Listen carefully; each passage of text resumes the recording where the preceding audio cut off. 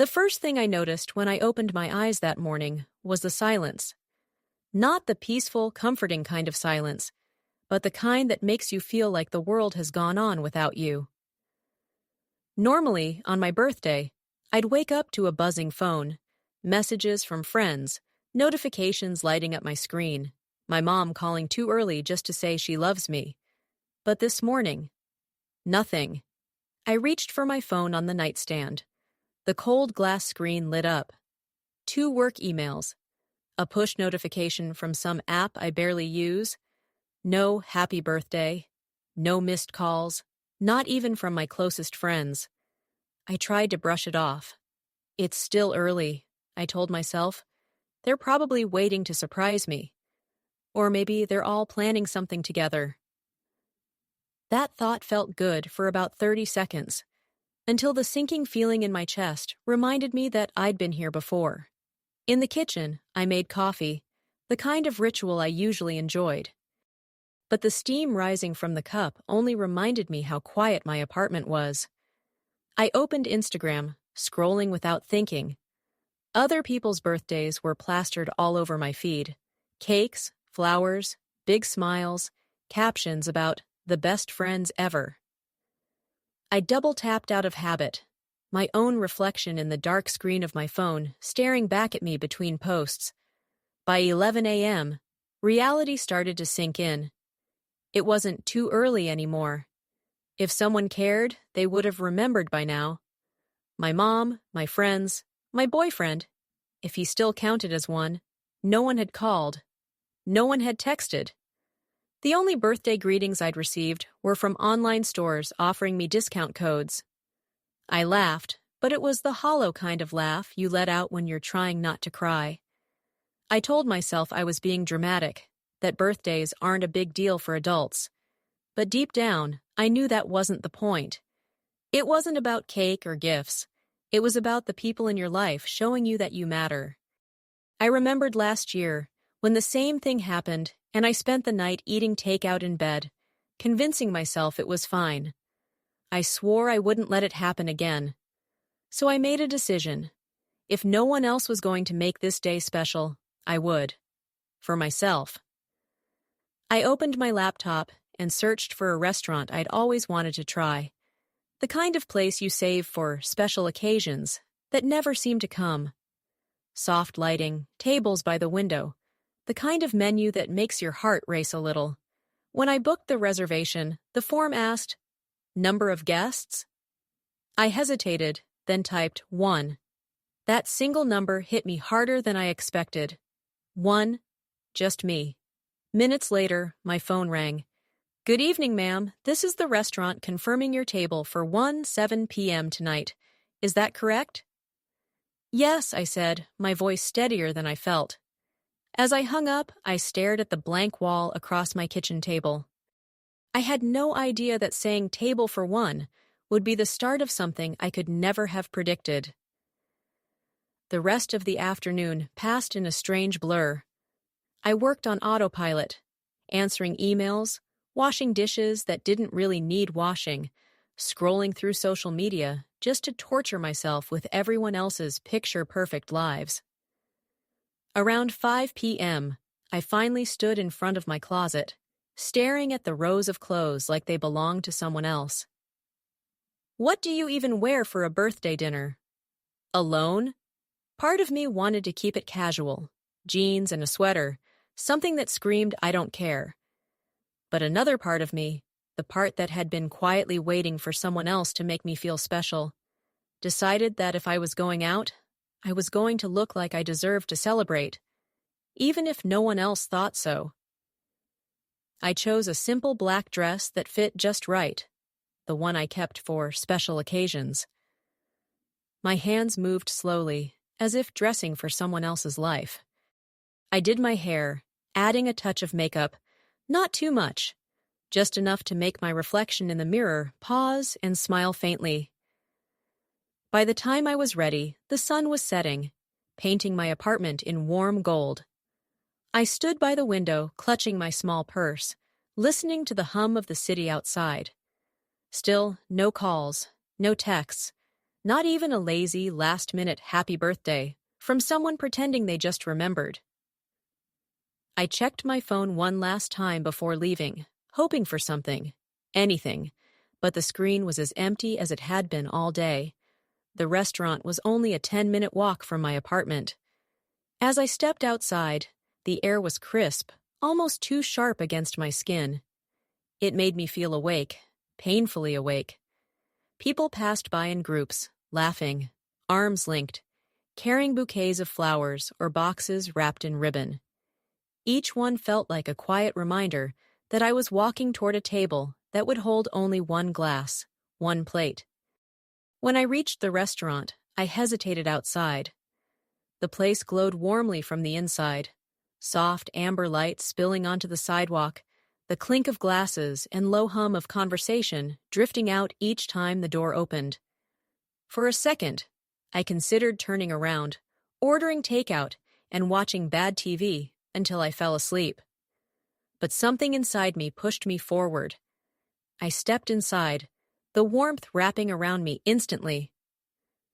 The hostess looked up with a professional smile. "Good evening. Do you have a reservation?" "Yes. Under Emily. Table for one." She didn't blink, didn't comment, just nodded and led me through the crowded room. But I could feel the curious eyes following me, couples leaning toward each other, groups of friends mid-laugh, all pausing for a split second as I walked by. When we reached my table by the window, I sat down and exhaled slowly.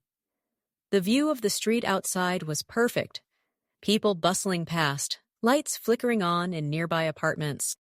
The waiter appeared with a polite smile. "Would you like to start with something to drink?"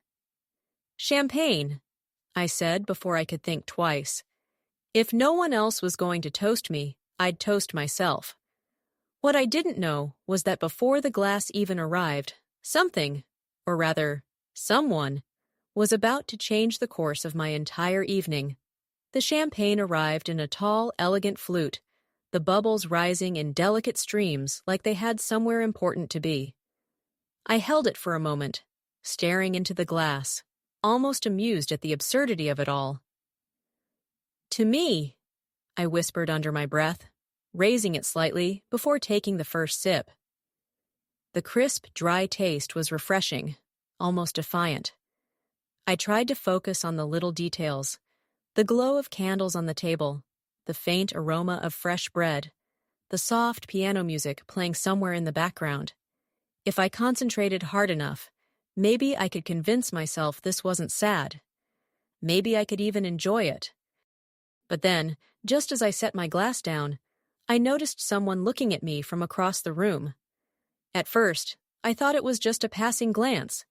People are curious when they see someone dining alone. I'd prepared myself for that. But this man, sitting alone at a corner table with his own half-empty glass of wine, didn't look away. He wasn't staring in a creepy way. It was more like he was studying me, trying to figure out my story.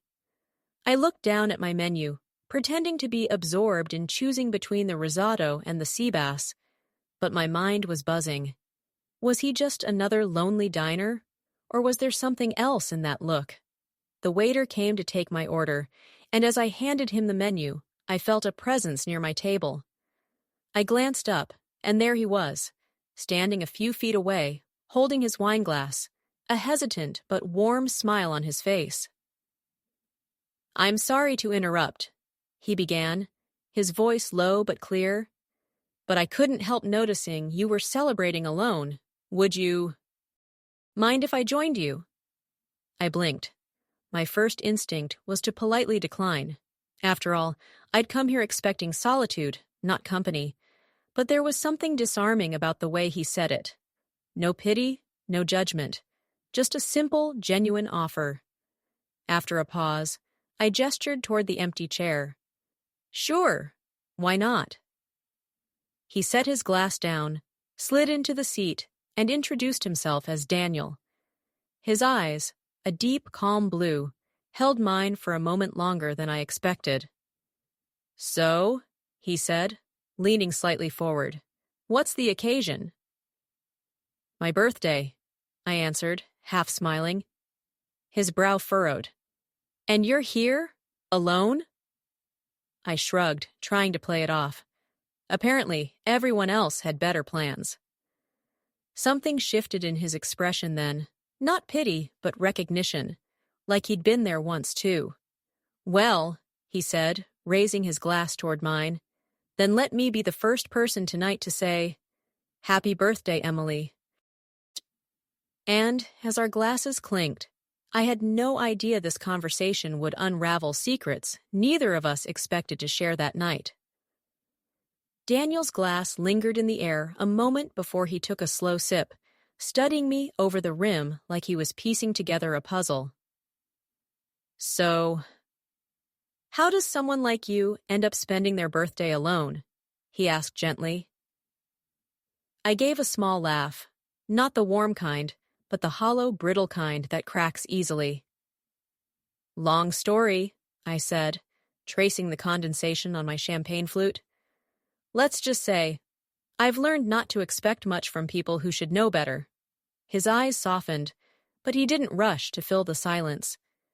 It was almost unsettling. Most people scramble to change the subject when they sense discomfort. Daniel just let the quiet stretch until I continued. My friends, my family. They forgot, I admitted, each word tasting like disappointment. Not even a text. It's not the first time, but somehow it still stings. Daniel set his glass down carefully. It shouldn't be that way, he said simply. I shrugged, trying to brush it off. People are busy, life gets in the way. I tell myself that all the time. He leaned back, swirling his wine. You shouldn't have to make excuses for people who can't even send a 2-word message. His voice was calm, but there was an edge beneath it, like he wasn't just talking about me anymore. I tilted my head, curious. You sound like you've been there. His gaze shifted toward the flickering candle between us. Last year, he said slowly, I had a milestone birthday, the kind you can't ignore. My friends threw this huge party for someone else the same weekend, and no one, not one person, remembered mine. Not even my own brother. My chest tightened. That must have been eye-opening, he finished for me. You learn quickly who's in your corner and who's just around when it's convenient. We sat in that shared understanding for a moment, our separate stories weaving together without effort. Then Daniel's lips curved into a faint smile, the kind that looked like it had to fight its way through years of disappointment. But here's the thing, he continued. Sometimes the people who matter the most aren't the ones you've known the longest. Sometimes they're strangers, until they're not. I felt a flicker of something then, curiosity, maybe even hope, and I hated how foreign it felt. So, I said, my voice lighter now, are you saying you're here to rescue me from the tragedy of a table for one birthday dinner? He chuckled softly. No, he replied. I'm saying I might just make sure it's the most memorable birthday you've ever had. I should have been skeptical, maybe even cautious.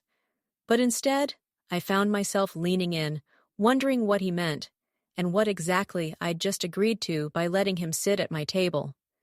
I stared at Daniel, half expecting him to laugh and reveal it was all some elaborate joke. But there was no trace of humor in his eyes, only seriousness and a spark of something that made my pulse skip. Come with me, he said, his tone calm but insistent. Excuse me? I asked, raising an eyebrow. He gestured toward the exit. I have an idea, something better than this, he said, glancing around at the quiet restaurant. You shouldn't be sitting alone tonight, celebrating with empty chairs and half-hearted smiles that never came. Come with me, and I promise you'll never forget this birthday. I hesitated. Part of me wanted to cling to the comfort of my solitude, the familiar sting of being forgotten, the predictable disappointment. But another part, a restless, curious part, wanted to see where this stranger's confidence would lead me.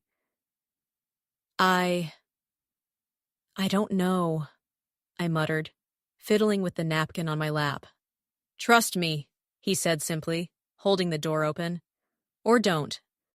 But if you stay, it's the same old disappointment.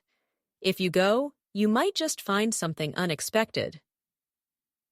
I glanced around the nearly empty restaurant, the faint clinking of cutlery echoing like a reminder that no one cared.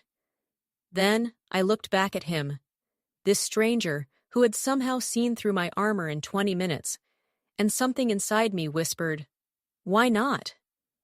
"Okay," I said, my voice barely above a whisper. "Let's see where this goes." The night air hit my face as we stepped outside, cool and fresh, a stark contrast to the dim warmth of the restaurant. Daniel led me down quiet streets, past twinkling lights from shops and cafes, the city alive with movement that I hadn't noticed while trapped in my disappointment. "Where are we going?" I asked, my curiosity growing faster than my caution. "You'll see," he replied with a small smile. "It's a birthday surprise. Nothing big, nothing fancy, just memorable." We walked in silence for a few minutes, the kind of comfortable silence that felt different from the hollow solitude I had been used to. It was grounding, oddly intimate. Then we reached a small hidden park. Twinkling fairy lights were strung above a secluded area, casting soft golden glows over a picnic blanket, a basket of food, and a bottle of sparkling juice. My jaw dropped.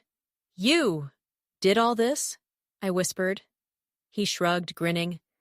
"You deserved more than a table for one. And tonight, I wanted to make sure you knew that someone sees you, someone remembers." A warmth spread through me that had nothing to do with the weather. For the first time that evening, I felt noticed. Not by a crowd, not by family, not by friends, but by someone who simply cared enough to step in. And in that moment, alone in a hidden corner of the city, my birthday stopped feeling like a reminder of disappointment. It became a turning point. The night I realized maybe being forgotten wasn't the end, but the beginning of something unforgettable. The evening was settling into a comforting rhythm, but a small part of me kept glancing at my phone, half expecting another message, another reminder of disappointment. But there was nothing. Just Daniel, the soft music of the restaurant, and the gentle flicker of the candlelight between us. "Can I ask you something?" I said, my voice almost a whisper. "Of course," he replied, leaning slightly forward, curious. "Why tonight? Why me?" I admitted, feeling vulnerable, but strangely unafraid. "I mean, we've just met. You don't even know me that well." He smiled, a little sad, a little knowing. "Maybe that's exactly why. Some people get used to being unnoticed, to being pushed aside. But tonight, you deserve to be remembered, and I wanted to make sure someone finally did." I felt my chest tighten. His words hit harder than I expected. For years, I'd allowed myself to shrink in the shadow of family obligations, empty promises, and people who forgot me when it mattered most. And here was this stranger, breaking through all of that, reminding me that my worth wasn't defined by anyone's negligence.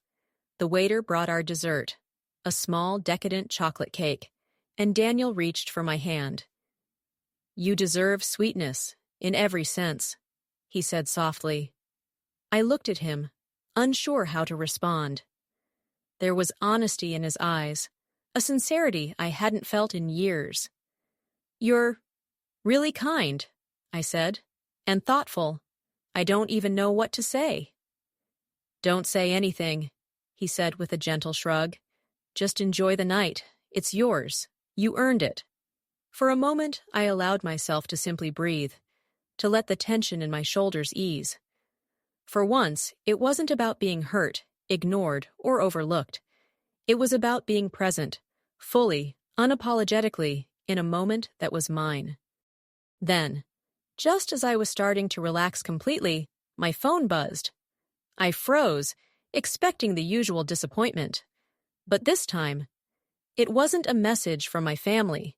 It was an unknown number, and the message was a video. Curious, I opened it, and my stomach dropped. The video showed a scene from earlier that evening, someone watching me from across the street as I arrived at the restaurant. At first, I didn't recognize them. And then, I did. A cold shiver ran down my spine. I realized immediately that tonight, the night I thought was about joy and small victories, might be about much more. Daniel noticed the change in my expression. "What is it?" he asked, concern edging into his voice. I hesitated, the phone trembling in my hand. "It's someone from outside. Someone who shouldn't be watching me," I admitted. "I don't understand why, but—" He reached for my hand again, grounding me. "We'll figure it out," he said. "You're not alone, not tonight." And for the first time that evening, I realized that while I had come here expecting solitude, I might have found not only kindness, but also courage. And maybe, just maybe, a protector in the most unexpected form. My hands were still shaking as I showed Daniel the video again. Every frame made my stomach churn. It was clear now. This wasn't a random passerby. Someone had been watching me, tracking my movements, waiting for the perfect moment to strike. I don't know what to do," I admitted, my voice barely above a whisper. The warmth of the restaurant suddenly felt distant, as if danger had seeped into every corner. Daniel's grip on my hand tightened. "First, we stay calm," he said firmly. "Panic won't help. We figure out who this is and why. But you're not going through this alone."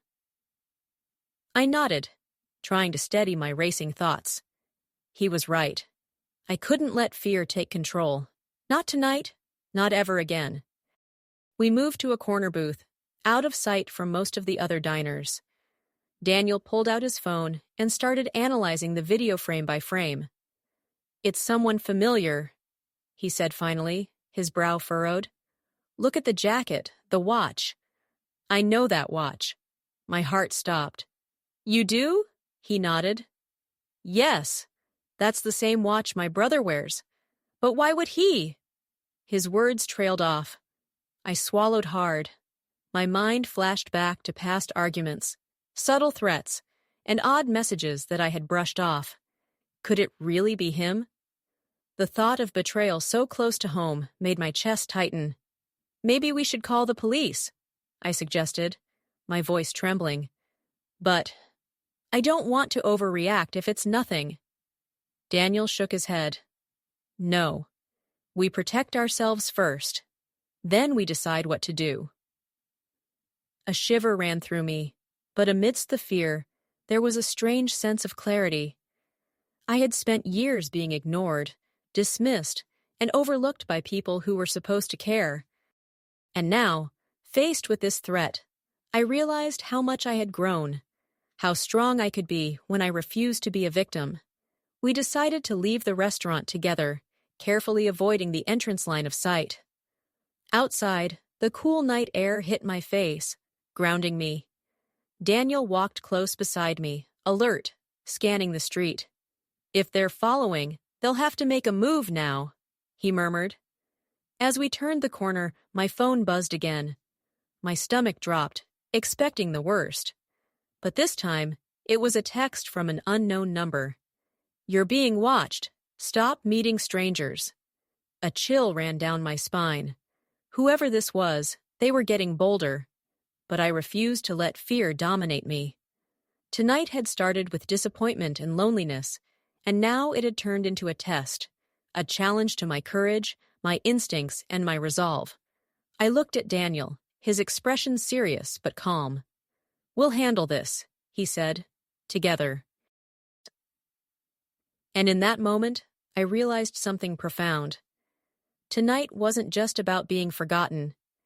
It was about discovering strength I never knew I had, and learning that even in the face of fear, I could stand tall. The text on my phone glowed ominously in the dark street. "You're being watched. Stop meeting strangers." My heart raced, but this time, it wasn't just fear. It was determination. I refused to let this shadow control me. Daniel squeezed my hand. "We need to figure out who's behind this. Fast." I nodded, though every instinct screamed at me to run. But running wouldn't solve anything. Instead, I took a deep breath and decided to turn the tables. If someone wanted to scare me, I would meet them head-on. Back in my apartment, we set up a small makeshift surveillance corner by the window. Phones, laptops, and even a small camera Daniel had tucked away for emergencies were now our allies. Every sound, every shadow could no longer go unnoticed. I felt a strange mix of anxiety and empowerment. Finally, I was taking control. Hours passed. My apartment was eerily quiet except for the occasional creak from the old building and the faint hum of traffic outside. Then, around midnight, we noticed movement across the street. A figure lingered under a dim streetlight, checking their phone, looking around nervously. "It's them," Daniel whispered. I swallowed hard. The adrenaline surged. My mind raced with questions. Who was this? Why me? And most importantly, what did they want? Daniel suggested we confront the stranger cautiously. We waited for the right moment as they finally moved closer to our building. I could see the tension in their posture, like a predator testing its prey, but I refused to let them see fear. Just as the figure reached the steps of the building, I stepped outside with Daniel. My heart pounded, but my voice was steady. "Hey!" I called. The figure froze and turned sharply. It was my coworker, someone I had always trusted. My stomach dropped. "What? Why?" I asked, trembling. They stammered, trying to explain, but the explanation sounded hollow. The texts, the watching. It was all about jealousy, manipulation, and a twisted game. My hands shook, but I didn't back down. Daniel stood close, protective, his eyes burning with warning. "This stops now," he said firmly. For the first time since tonight began, I felt a shift. The fear, the uncertainty, the feeling of being completely alone, it was fading. I wasn't a victim. I was alert, aware, and ready to protect myself. The figure, realizing they had lost the upper hand, finally backed away and muttered something about leaving it alone. But I knew this wasn't over. It was a warning, a first strike. As we closed the door behind us, I took a deep breath. My birthday, which started with loneliness and disappointment, had turned into something far more intense. I had been scared, yes, but I had also discovered resilience I didn't know I possessed. Tonight had changed everything, and whatever came next, I was ready to face it. Not as the forgotten, overlooked person I had been for years, but as someone who could stand strong, fight back, and reclaim their life. The next morning, sunlight poured through my curtains, but it did nothing to ease the tension in my chest. My phone buzzed constantly. Emails, missed calls, notifications, each one making me flinch. The previous night's encounter with the person spying on me had left a mark. I couldn't shake the feeling that something bigger was at play, that someone had been plotting this for longer than I realized. Daniel and I spent the day reviewing the footage from our makeshift surveillance. Every frame, every shadow, every movement was examined with a magnifying lens. We noticed patterns, subtle hints that the stranger wasn't acting alone. Someone was coordinating, watching, waiting. The realization made my stomach twist with unease. By evening, I knew I couldn't stay passive anymore. I had to confront this head-on, even if it meant putting myself at risk. I packed a small bag, my essentials, my phone fully charged, and the camera. Daniel insisted on coming with me, though I knew this would be a test of my courage. We drove to a nearby park, one that had always been quiet in the evenings. It felt almost surreal, like a scene from a thriller movie. We waited on a bench, eyes scanning every passerby. The tension was unbearable, the silence broken only by the distant hum of traffic and the occasional bark of a dog. Then I saw him, the figure from last night. He looked around nervously, as if expecting someone to jump out. My pulse quickened. Daniel squeezed my hand reassuringly, and I nodded. This was it. No more running, no more hiding. I stood up, walked toward him, and called his name. The man froze, recognition dawning on his face. "You!" he stammered. "What is going on?" I demanded. "Why have you been following me, watching me? Why send those texts?" He faltered, looking around as if searching for an escape. Then he whispered, almost too quietly for me to hear, "It's not just me.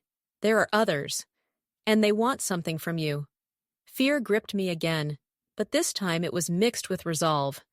I wasn't going to let anyone control my life anymore. "Who are they? What do they want?" I pressed, stepping closer. His eyes darted nervously. I can't say here.